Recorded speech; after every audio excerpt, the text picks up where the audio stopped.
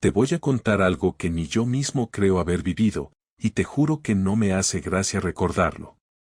De hecho, cada vez que lo cuento, me quedo con esa sensación rara, como si me estuviera volviendo a tragar un cubito de hielo entero.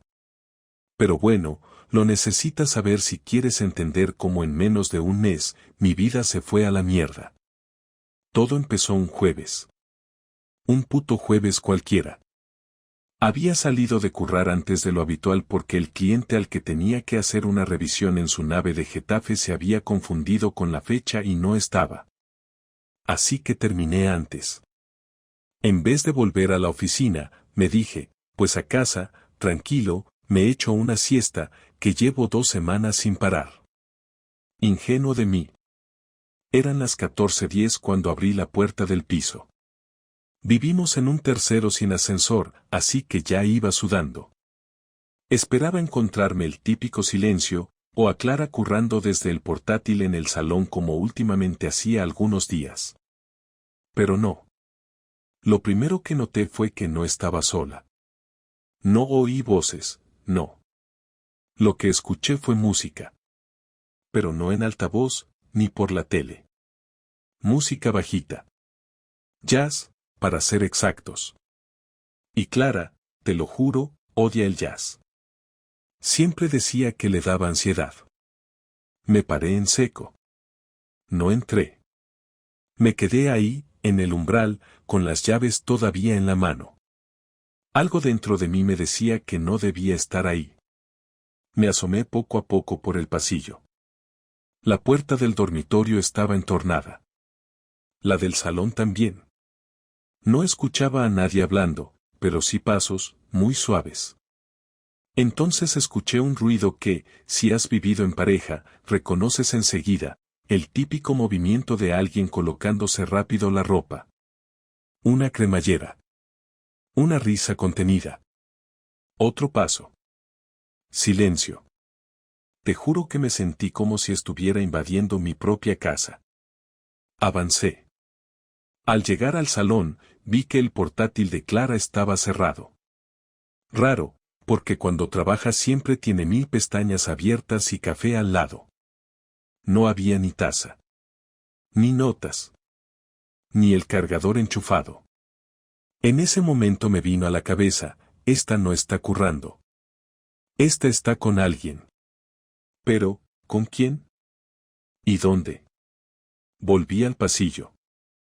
Fui directo al dormitorio. Toqué la puerta sin abrir. No dije nada. Silencio. Entonces, alguien carraspea. Un hombre. Casi me cago encima. No sé cómo no tiré la puerta abajo. Pero no lo hice. No me moví. Me fui para la cocina como si estuviera en trance. Abrí la nevera, saqué una cerveza, y me senté en la mesa como si nada. Estaba tan en shock que no sabía si gritar, llorar, o fingir que todo era una paranoia mía. Me tomé la cerveza de un trago. A los 2 minutos, la puerta del dormitorio se abrió. Era Clara.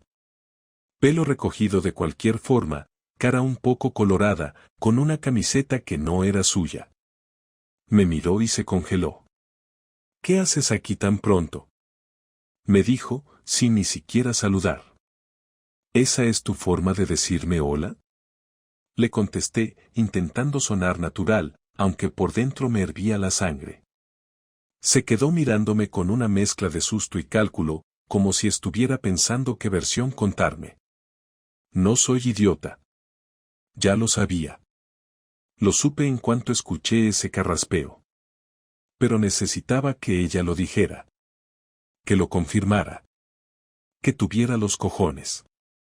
He venido antes. El cliente se confundió de día. Así que dije venga, a casa, pero ya veo que no era buen momento. Ella cruzó los brazos, sin acercarse. Estaba durmiendo, me dijo, como si fuera una niña pillada con el móvil a escondidas. Me reí. Literalmente. Me reí en su cara. Porque ni siquiera se esforzó. Ni un estaba viendo una peli, ni un me estaba duchando, nada. Durmiendo. Con la puerta cerrada, el jazz puesto y un tío carraspeando dentro. Entonces apareció. Alto. Delgado. Pelo corto, barba de 2 días. Salió del dormitorio como si fuera su puta casa. Me miró, y bajó la mirada enseguida. Llevaba los zapatos en la mano. Mira, tío, no quería, empezó a decir. Tú cállate. No eres el que me debe explicaciones, le corté. Y me giré hacia Clara. ¿Tú, algo que decir? Ella bajó la mirada. Por un segundo pensé que iba a llorar. Pero no. Se tragó las lágrimas. Como si tuviera más rabia que culpa. No sé qué quieres que te diga, me soltó. Así, sin anestesia. No sé. A lo mejor que estás follándote a otro en nuestra cama mientras yo me parto el lomo currando. ¿Te parece poco? Silencio. Vete, le dije al tío. Sí, sí, claro, dijo, recogiendo la mochila. Clara no se movió. Solo lo miró mientras él pasaba a su lado sin decirle nada. Ni una despedida. Ni una palabra. Y eso me dolió más que si se hubieran besado en mi cara. Porque me di cuenta, ese tío no era nadie. No era el gran amor. Era un polvo. Un entretenimiento. Un capricho. Y yo, un gilipollas. Cuando cerró la puerta, me quedé de pie, mirándola. ¿Desde cuándo? Le pregunté. No lo sé. Unas semanas, creo, dijo, sin mirarme. ¿Lo crees? ¿Tampoco lo sabes? Mira, Marcos, no lo planeé. Solo pasó. Me sentía sola, tú últimamente estás en otro mundo, siempre estás cansado, siempre estás enfadado. ¿En serio me vas a echar la culpa a mí? Y ahí estalló. No. Pero tampoco eres perfecto. No es tan blanco o negro. Y sí, lo hice. Me acosté con él. Y no sé por qué coño estás tan sorprendido. Me quedé en silencio. No por resignación. Por contención. Porque si decía algo más, reventaba algo. O a alguien. Me fui al dormitorio. Cerré la puerta con pestillo. Me senté en la cama. La misma cama donde acababan de follar. Me quité los zapatos. Me tumbé de lado. Y ahí, por primera vez en mucho tiempo, lloré. En silencio. Como un crío. Esa noche no dormí. No es una forma de hablar, es literal. Pasé las horas mirando el techo, sin moverme, sin pensar demasiado, solo existiendo en ese espacio que antes era nuestro dormitorio, pero que en ese momento me parecía un sitio ajeno. A las 5 de la mañana me levanté. Fui al baño sin hacer ruido, como si me importara no despertarla, como si todavía tuviera sentido guardar ciertas formas. Me miré al espejo y me vi cansado, pero no roto, y eso me dio una chispa de lucidez. No iba a quedarme ahí llorando como un desgraciado. No iba a fingir que no había pasado nada. Tampoco iba a irme de casa con una mochila y dejarle el camino fácil. Tenía que pensar, tener un plan, tomar el control. Me preparé un café sin encender la luz, me senté en la cocina y empecé a revisar el móvil. No tenía nada claro aún, pero sí sabía que lo primero que necesitaba era saber hasta dónde llegaba la mierda. A las 8 en punto ella salió de la habitación. Venía con cara de no haber dormido tampoco. Me miró, pero no dijo nada. Fue directa a la cafetera, como si todo fuera normal. Se sentó frente a mí con la taza en la mano y esperó unos segundos antes de hablar. Mira, no quiero discutir, dijo, como si ella tuviera derecho a poner condiciones. No te preocupes, Clara. Yo tampoco. Solo quiero saber qué cojones está pasando. Nada más. Ella suspiró, como si fuera la víctima de todo esto, y eso me dio una rabia que tuve que tragarme para no perder el control desde el principio. No sé cómo explicarlo. Empezó poco a poco. Un día me mandó un mensaje por error, nos reímos, luego tomamos un café, y ya está. ¿Cómo que ya está? ¿Tú entiendes lo que hiciste? Claro que lo entiendo, pero es que no pasó de la noche a la mañana. No me levanté un día y decidí engañarte. Me sentía sola. Hace meses que no hablamos de nada más que del trabajo, de pagar las facturas, de que estás cansado. Me daba igual si era lunes o sábado, estaba siempre en otro sitio. ¿Y la solución era abrirte de piernas para otro? No me hables así, dijo, levantando un poco la voz. ¿Cómo quieres que te hable? ¿Como si nada hubiera pasado? ¿Como si tu falta de conversación justificara que trajeras a otro a mi cama? Se quedó callada. Y ese silencio fue lo más honesto que le vi hacer desde que todo esto empezó. No sabía qué decir porque no había una buena excusa. No había justificación. No había motivo válido. Solo decisiones cobardes. Me levanté de la mesa, agarré las llaves y salí a la calle sin decir una palabra más. Tenía que respirar, pensar, enfriar la cabeza. Caminé por el barrio como un autómata durante más de una hora. Pasé por el parque donde solíamos llevar a mis sobrinos cuando venían a casa, por el bar donde desayunábamos los sábados antes de hacer la compra, por la calle donde me tropecé con ella la primera vez que nos cruzamos después de esa noche en el cumpleaños de Miriam, cuando empezamos a salir en serio. Todo eso, ahora, me parecía parte de una película que no era mía. Volví a casa sobre las 10. Ella se había ido ya. Supuse que al trabajo. Lo que me sorprendió fue que dejó una nota en la mesa del salón. No sé si quieres que vuelva a casa esta noche. Avísame. Ni una disculpa. Ni una puta disculpa. Como si la decisión fuera mía y ella fuera solo una espectadora de su propio desastre. La arrugué y la tiré a la basura. Me encerré en el despacho, ese que usamos de trastero más que de oficina, y me senté con el portátil. Ahí fue donde empecé a reconstruir todo. Empecé por buscar al tipo. Ya había visto su cara, eso bastó para encontrar su Instagram en menos de 5 minutos. Nombre, Adrián. Edad, 32. Entrenador personal. Fotos en el gimnasio, fotos sin camiseta, frases de superación personal. Me dieron ganas de reventar la pantalla a puñetazos. Pero me aguanté. Seguí mirando. En sus historias, ni rastro de ella. Muy listo.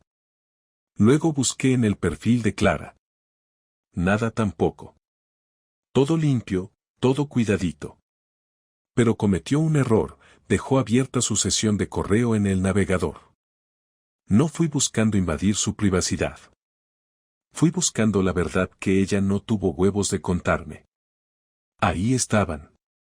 Correos con recibos de cenas, de reservas en hoteles, entradas a conciertos. Fechas que coincidían con esos días que me decía que tenía que quedarse hasta tarde en la oficina. Incluso una reserva para un fin de semana entero en Toledo. Ni sabía que había estado en Toledo este año. Cuando le pregunté por ese fin de semana, me dijo que había ido con su amiga Marta a un retiro de yoga. Y yo, gilipollas, me lo creí. Durante las siguientes 2 horas recopilé todo. Hice capturas, me las mandé a mí mismo. Guardé PDF de todos los movimientos. Lo metí todo en una carpeta encriptada.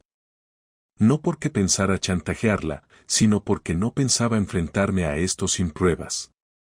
Necesitaba verla temblar, verla sin argumentos, sin salidas, sin forma de manipularme.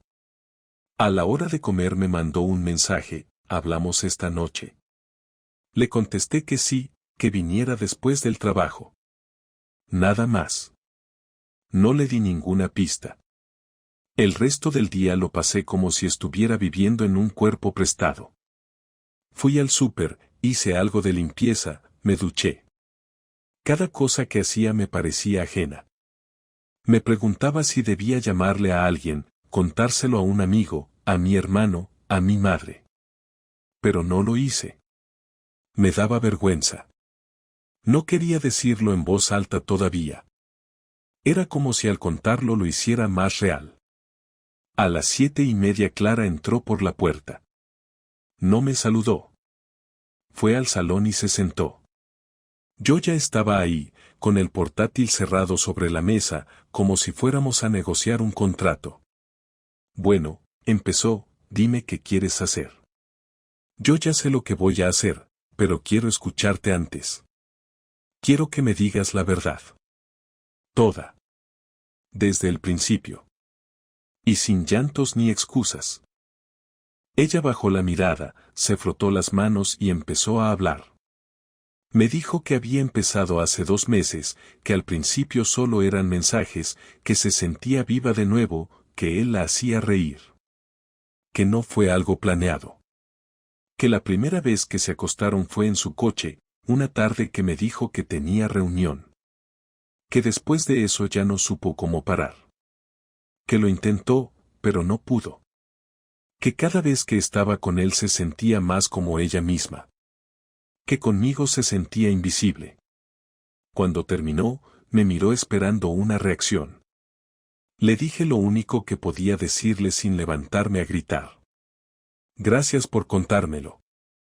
Ahora te voy a contar yo algo mañana. Se quedó mirándome. ¿Qué pasa mañana? Mañana empieza tu penitencia, Clara. Y me fui a dormir al sofá, con la decisión ya tomada. Solo tenía que ejecutar el plan.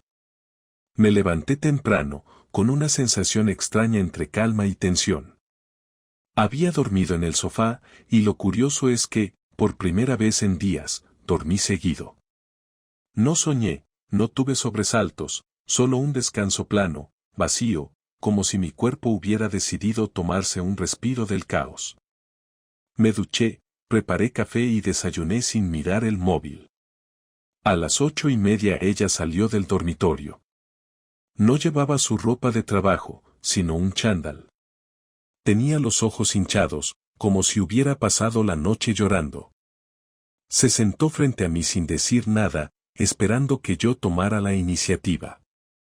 No quería alargar esa especie de limbo en el que llevábamos días, así que hablé directo, sin rodeos. Le dije que no tenía sentido fingir que lo nuestro podía seguir como si nada, que no iba a soportar la idea de compartir casa con alguien que me había mentido durante meses, que necesitaba entender por qué lo hizo, no para perdonarla, sino para no cargar con preguntas que me acompañaran el resto de mi vida.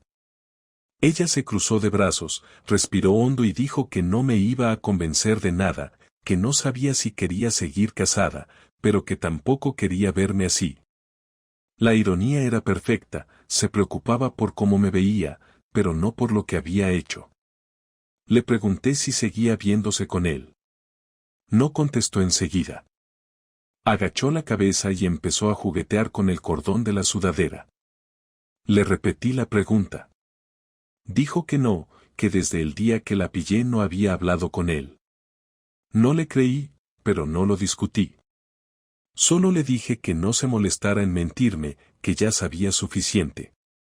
Me miró con algo que parecía pena, pero no era arrepentimiento. Era más bien ese tipo de compasión que uno siente por alguien al que ya no respeta. En ese momento me di cuenta de que no la quería ver como una víctima. No quería consolarla, no quería entenderla. Quería que sintiera lo mismo que yo sentí cuando abrí la puerta aquel jueves. No necesitaba violencia ni gritos. Solo hechos. Le dije que se fuera de casa un par de días. Que necesitaba espacio, que tenía que pensar. Protestó, me preguntó dónde iba a dormir, y le dije que en casa de su amiga Marta, la misma con la que supuestamente había ido al retiro de yoga. Le ofrecí dinero para el hotel si prefería eso. Se quedó callada unos segundos, luego asintió y se levantó. No discutió más. A las 11 ya estaba saliendo con una maleta pequeña. Cuando cerró la puerta, sentí una mezcla de alivio y rabia contenida. Me quedé mirando la puerta cerrada durante varios minutos, sin moverme. Luego agarré el portátil, abrí la carpeta donde guardé todo y repasé una por una las pruebas que tenía. No era por morbo, era una forma de asimilar que ya no había vuelta atrás. Pasé toda la mañana pensando en qué hacer. Llamar a un abogado me parecía precipitado. Hablar con su familia, inútil. Así que decidí hablar con alguien que supiera cómo moverse sin dejar cabos sueltos. Un viejo amigo mío, Javier, trabaja en un bufete y es de los que no juzgan antes de entender el contexto. Lo llamé, le conté lo básico, que había descubierto la infidelidad y que necesitaba asesoramiento sobre cómo actuar sin meter la pata. Me citó esa misma tarde en su oficina, en el centro de Madrid. Cuando llegué, me recibió sin formalidades, me ofreció un café y me dejó hablar durante casi una hora. No me interrumpió ni una sola vez, solo tomaba notas y asentía. Al final me dijo algo que me hizo pensar, que lo mejor no era reaccionar, sino preparar. Que si quería cerrar esa historia sin dramas innecesarios, debía asegurarme de tener todo por escrito y no dejarme llevar por la ira. Me explicó lo que debía hacer si pensaba divorciarme, recopilar documentación financiera, revisar las cuentas conjuntas, los pagos de la hipoteca, los seguros, los bienes comunes. Nada de eso era romántico, pero tenía razón. No quería quedar como el imbécil que se queda sin casa después de una traición. Le agradecí y me fui con una lista mental de tareas. En el camino de vuelta pasé por delante de la asesoría donde trabajaba Clara. Dudé en entrar. No lo hice, pero miré las ventanas, esperando verla. No la vi. Quizás ni estaba. Quizás estaba con él. Esa idea me dio un impulso que no supe controlar. En lugar de ir a casa, fui al gimnasio donde trabajaba Adrián. No fue una decisión meditada, fue instintiva. Aparqué frente al local, esperé unos minutos y lo vi salir a fumar. Tenía la misma cara tranquila de la otra vez, como si nada hubiera pasado. Me acerqué. Cuando me vio, dio un paso atrás. No le dije nada al principio, solo me quedé mirándolo. Luego hablé despacio, midiendo cada palabra. Tú y yo vamos a tener una conversación, y te conviene no mentirme. Él me pidió que no montara un escándalo, que no quería problemas. Le dije que no estaba ahí para pegarle, que no me interesaba eso. Quería saber si la seguía viendo. Al principio negó todo, pero su tono lo delató. Le insistí, y al final lo soltó. Habían quedado 2 veces después del día que los pillé, una para hablar y otra para despedirse. Me reí sin humor. Le pregunté si sabía que Clara seguía durmiendo en mi casa mientras se veía con él. Se puso nervioso, dijo que ella le había dicho que estábamos separados. Esa frase me hizo apretar los dientes. Le dije que tuviera cuidado, que no quería volver a verlo cerca de ella ni de mí. No levanté la voz, pero debió de entenderlo, porque no intentó justificar nada. Se metió dentro sin mirar atrás. Conduje hasta casa sin pensar demasiado, con las manos tensas en el volante. Cuando llegué, todo estaba igual que por la mañana. Me serví un vaso de vino, aunque no tenía hambre ni ganas de nada. Encendí el televisor solo para llenar el silencio, pero lo apagué enseguida. Me senté en el sofá y escribí una lista en una libreta: cuenta conjunta, coche, abogado, testigos, copias. Necesitaba organizar el caos, volver a sentir que tenía control. Cada punto en esa lista era una forma de quitarle poder a ella. Esa noche me llamó. No contesté al principio, pero insistió. Al final respondí. Su voz sonaba insegura. Me dijo que necesitaba recoger algunas cosas, que no podía dormir en casa de Marta. Le pregunté si había estado con él. Tardó demasiado en responder. Le dije que no hacía falta que viniera, que al día siguiente tendría sus cosas en el portal. Colgó sin decir nada más. Me quedé con el teléfono en la mano unos segundos, luego lo dejé sobre la mesa y me fui a la habitación. A la mañana siguiente empaqué parte de sus cosas. No todo, solo lo suficiente para que entendiera el mensaje. Ropa, cosméticos, el cargador del portátil, sus libros del trabajo.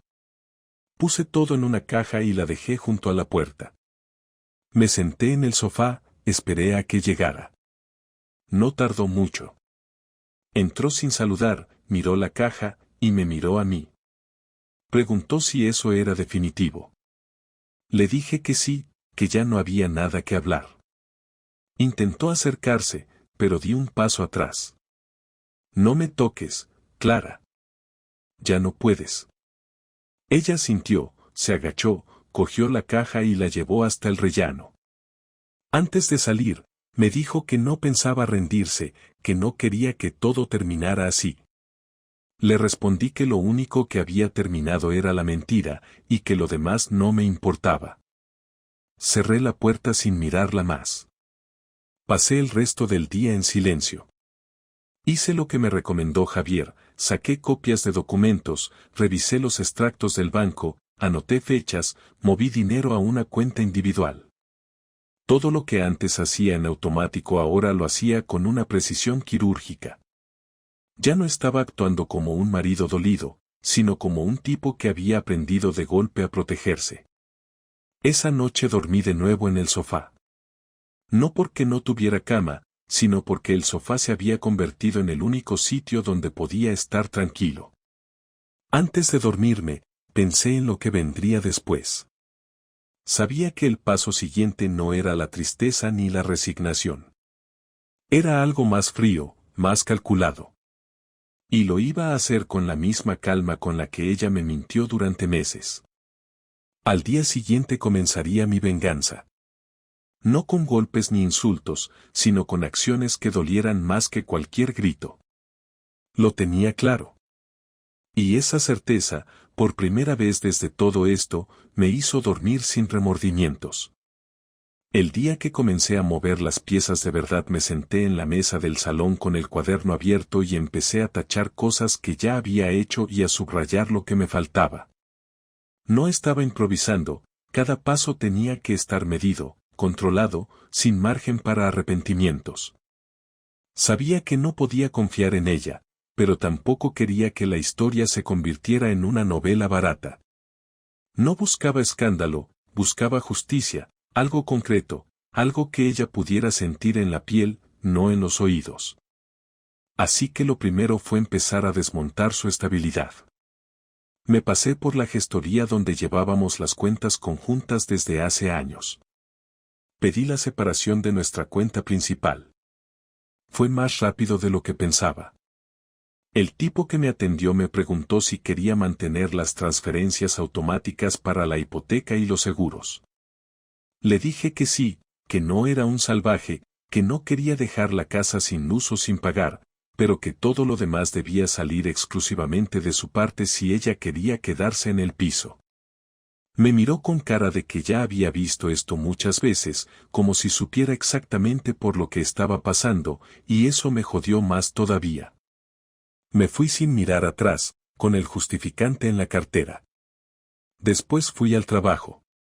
Intenté que nadie notara nada, pero mi jefe me llamó a la oficina justo después del almuerzo. Me preguntó si todo iba bien.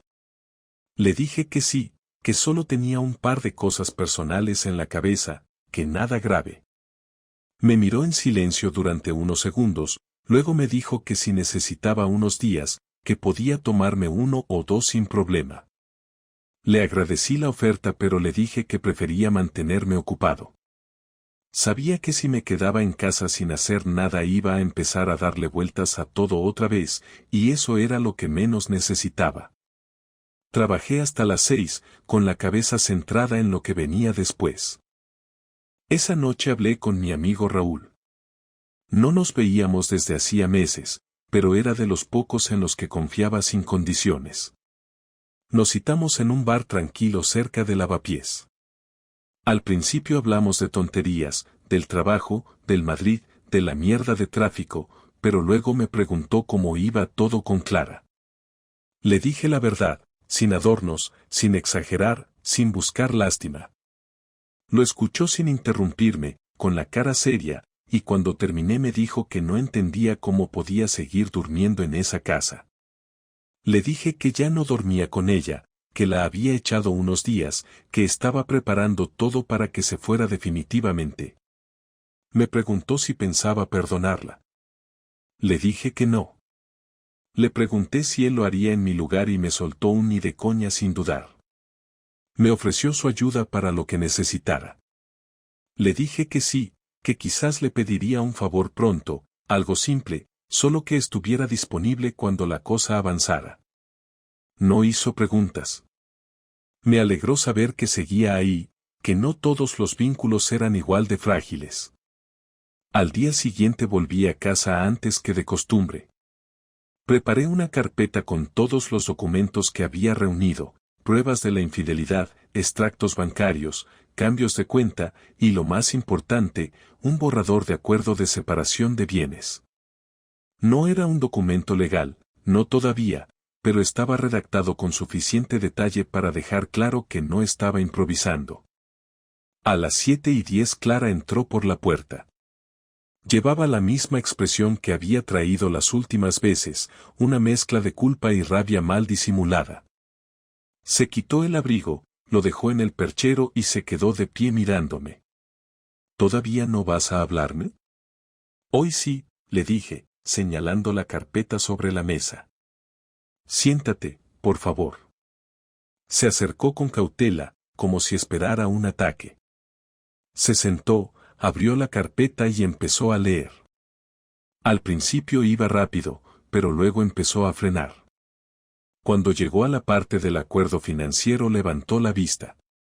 ¿Me estás echando oficialmente? No te estoy echando, estoy poniendo orden en lo que tú decidiste romper. Esto parece un juicio.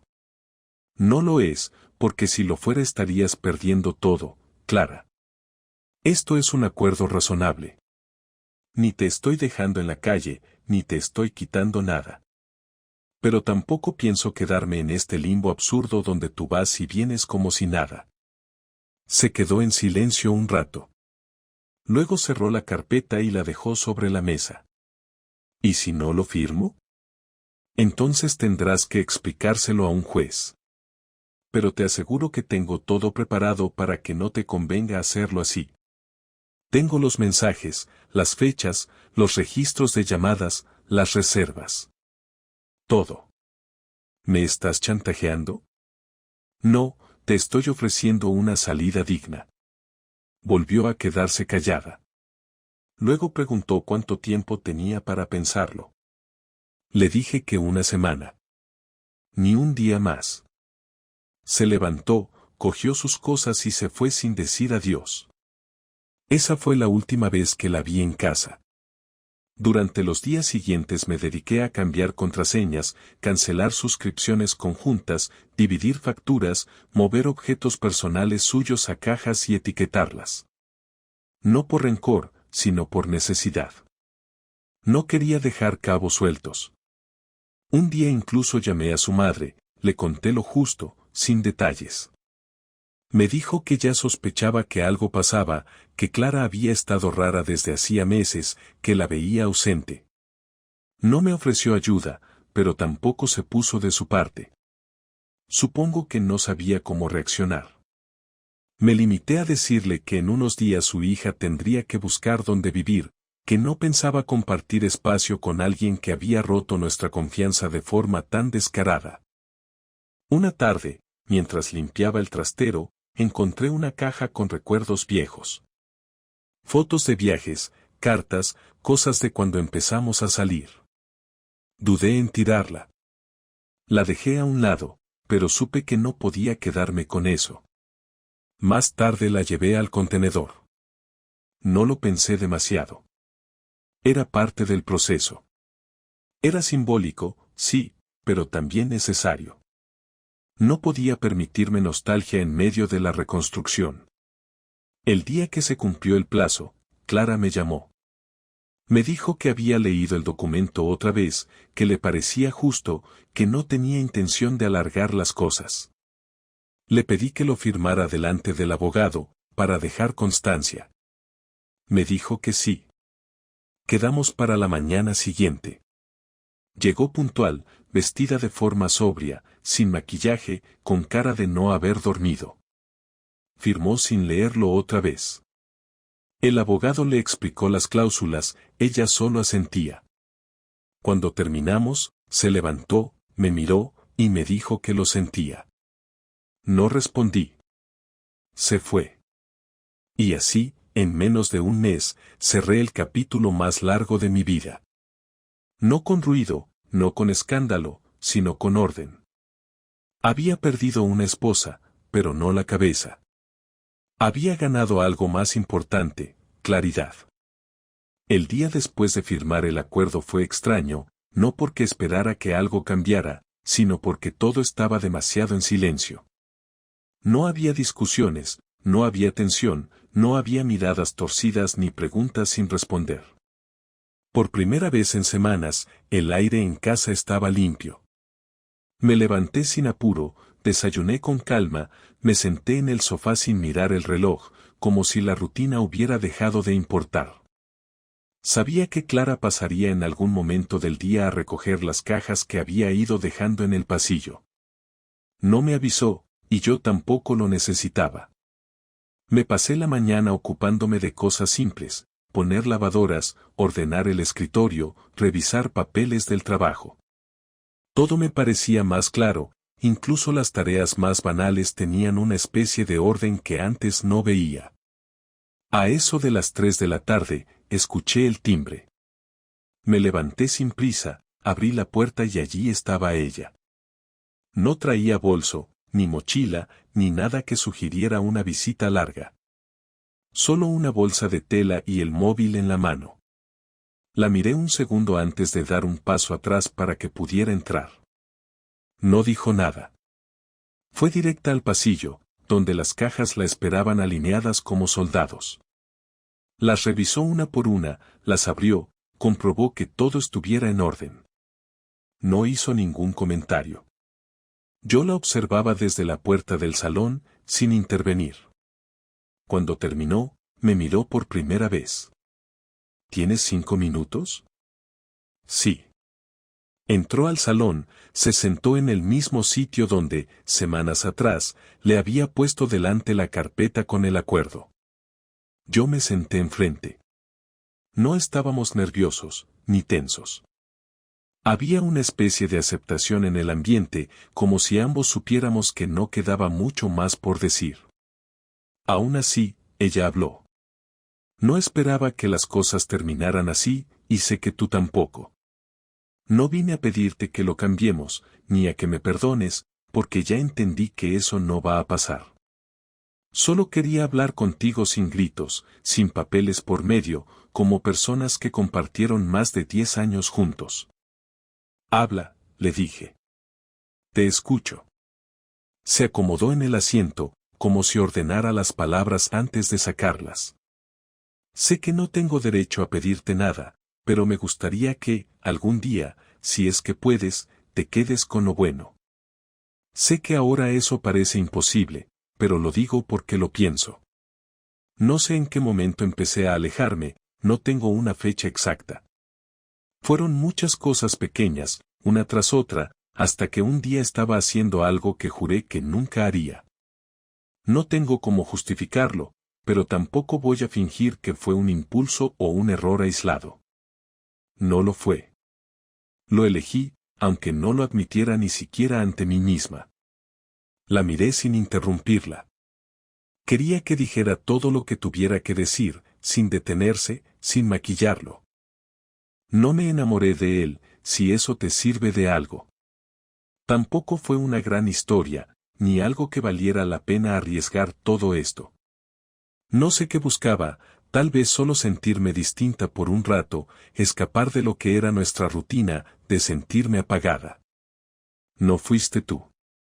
No fue que me trataras mal o que me ignoraras. No puedo señalar un momento en que dejaste de ser suficiente, porque nunca lo dejaste de ser. Fui yo, y no lo digo para sonar noble, lo digo porque es la verdad. Tomé decisiones de mierda, y ahora estoy aquí recogiendo mis cosas mientras tú te quedas con lo que queda de esta casa. Lo que queda de esta casa no me interesa, le contesté sin levantar la voz. Me interesa recuperar la paz, eso sí. Y eso no lo tenía contigo desde hace mucho tiempo, aunque me haya tardado en verlo.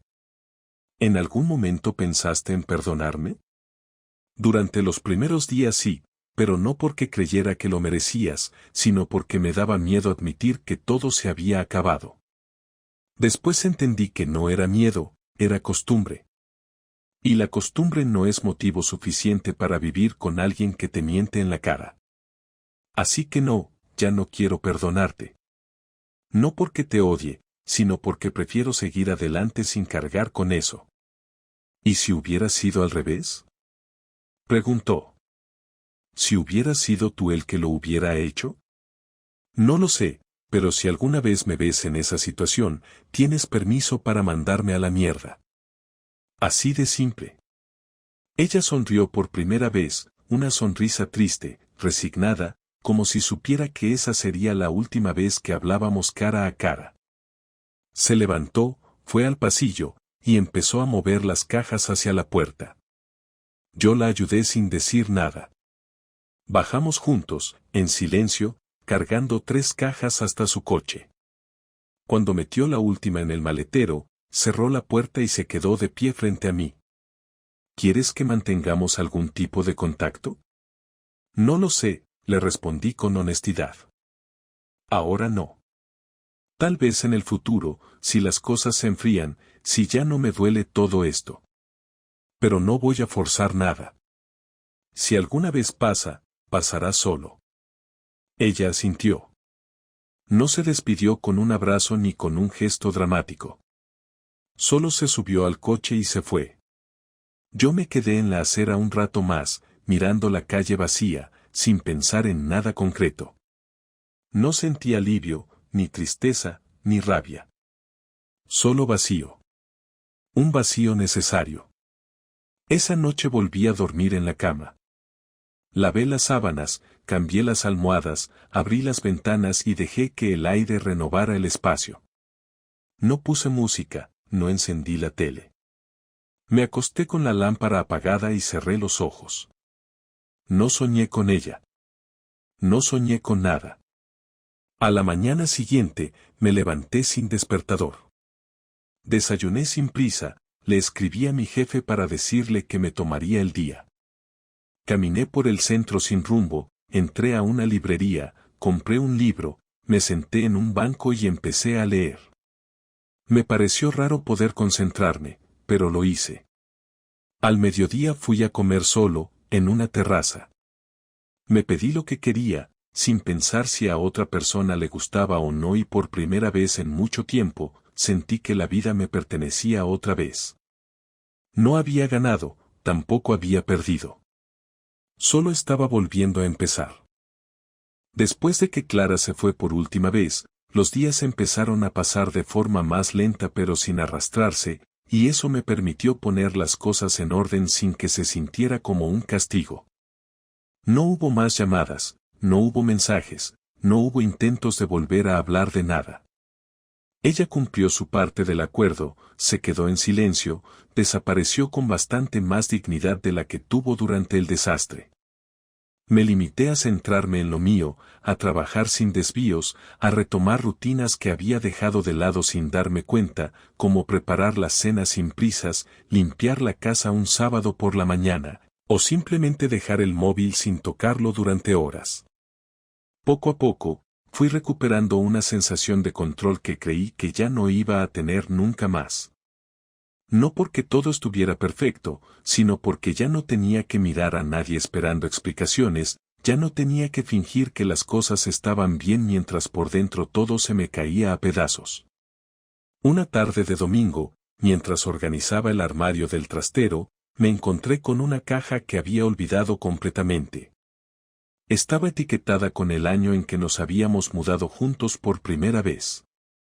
La abrí sin mucha expectativa y encontré dentro varias cosas de aquellos primeros meses, facturas de la mudanza, fotos reveladas que nunca colgamos, incluso unas cartas que habíamos escrito como una especie de broma para abrirlas cuando cumpliéramos 5 años casados. Las leí sin emoción. No me removieron nada. No porque no tuvieran peso, sino porque eran recuerdos de una vida que ya no era la mía. Las guardé de nuevo, cerré la caja y la dejé en una esquina, no con la intención de conservarla, sino porque ya no me molestaba. Estaba lista para ser olvidada cuando fuera el momento. Esa misma semana recibí una invitación para una cena con compañeros del trabajo. Dudé si ir o no, no por estar triste o incómodo, sino porque me había desacostumbrado a ese tipo de cosas. Al final fui.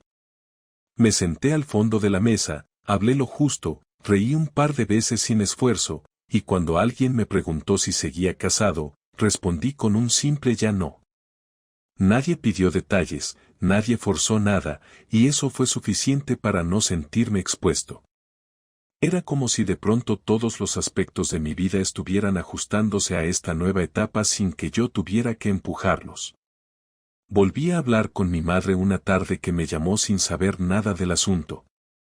Le conté lo esencial. No quise entrar en detalles, solo le dije que Clara y yo habíamos terminado, que no fue por algo leve, que ya estaba hecho. Ella no hizo muchas preguntas. Me preguntó si necesitaba algo, le dije que no. Me dijo que estaba orgullosa de que lo hubiera manejado todo sin perder la cabeza. Me pareció un comentario simple, pero me vino bien. A veces, que alguien reconozca que te mantuviste firme cuando lo fácil era explotar, vale más que una charla larga. Una noche cualquiera, ya pasadas las 10, me encontré con un mensaje suyo. Clara. Me decía que esperaba que todo estuviera bien, que no pretendía molestar, que solo quería agradecer que no la hubiera destruido como ella seguramente habría hecho en mi lugar. Lo leí varias veces. No respondí. No porque no supiera qué decir, sino porque ya no necesitaba decir nada. Era una etapa cerrada. Ese mensaje no era una llave, era un eco. Lo borré, no sin rencor, sino porque ya no me servía. No quería mantener migajas de un vínculo que había muerto mucho antes de romperse oficialmente. El resto del mes pasó sin sobresaltos. Hice algo que nunca me había animado a hacer solo, viajar.